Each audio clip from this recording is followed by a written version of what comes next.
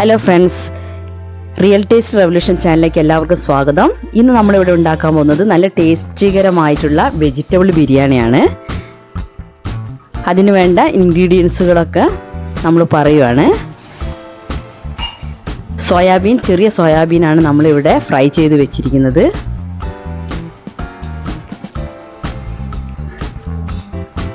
പിന്നീട് സവാള,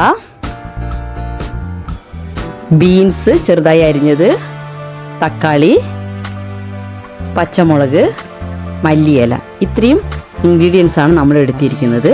കൂടാതെ നമ്മൾ കോളിഫ്ലവർ ഫ്രൈ ചെയ്ത് വെച്ചിട്ടുണ്ട്. ആദ്യം നമ്മൾ സവാള വഴറ്റിയെടുക്കാം. സവാള ഒന്ന് വഴന്നതിന് ശേഷം തക്കാളി ഇടുക.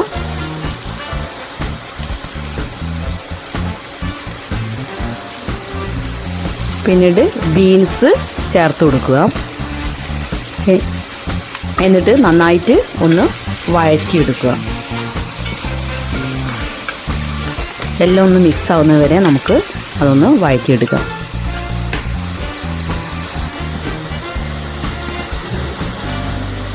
നന്നായി എല്ലാം ചേർന്ന് വന്നിരിക്കുന്നു. അതിലേക്ക് നമുക്ക് പച്ചമുളക് ചേർത്ത് കൊടുക്കുക. പച്ചമുളക് എരിവിനനുസരിച്ച് വേണം നമുക്ക് ചേർക്കാൻ. ഞാൻ ഇവിടെ ഉണ്ട പച്ചമുളകാണ് ചേർത്തത്. അത്യാവശ്യം നല്ല എരിവാണ്. നിങ്ങൾക്ക് വേണമെങ്കിൽ അതിനനുസരിച്ച് ചേർക്കാം. ഉപ്പ് ചേർത്ത് കൊടുക്കുക. മഞ്ഞൾപ്പൊടി, അതുപോലെ ഗരം മസാല കുറച്ച് ചേർത്ത് കൊടുക്കുക. ശേഷം നന്നായിട്ട് ഒന്നുകൂടെ വഴറ്റിയെടുക്കുക. നന്നായി വഴറ്റിയ ശേഷം അതിലേക്ക് മല്ലിയില ചേർത്ത് കൊടുക്കുക.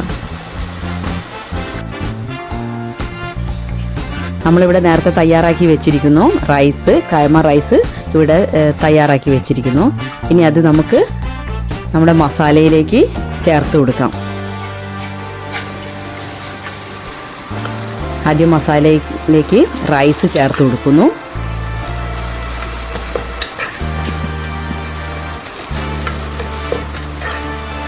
അതിൻ്റെ മേതെ നന്നായിട്ട്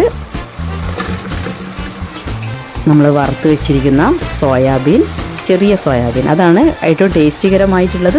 ചെറിയ സോയാബീനാണ്. അങ്ങനെ എടുക്കാൻ ശ്രമിക്കുക.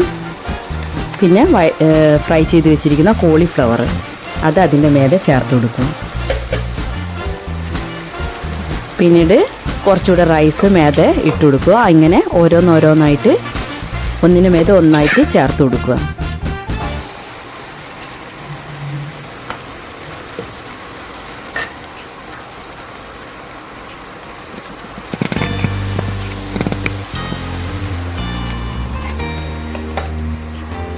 പിന്നെ അവസാനം സോയാബീൻ ചേർത്ത് കൊടുത്തിട്ടുണ്ട്. പിന്നെ ബാക്കിയുള്ള കോളിഫ്ലവർ മേലെ ഇട്ട് കൊടുക്കുക.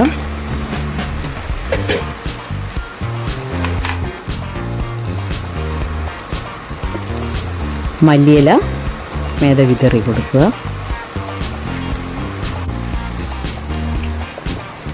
ശേഷം RKG, നമ്മുടെ RKG ആണ് ഉപയോഗിച്ചിരിക്കുന്നത്. നിങ്ങൾക്ക് ഏത് നെയ്യ് വേണമെങ്കിലും ഉപയോഗിക്കാം. എന്നിട്ട് നന്നായി അടച്ചു വെക്കുക. ശേഷം നമ്മുടെ രുചികരമായ വെജിറ്റബിൾ ബിരിയാണി ഇവിടെ തയ്യാറായിരിക്കുന്നു. നിങ്ങളെല്ലാവരും ഒന്ന് ട്രൈ ചെയ്ത് നോക്കുക. Okay, thank you.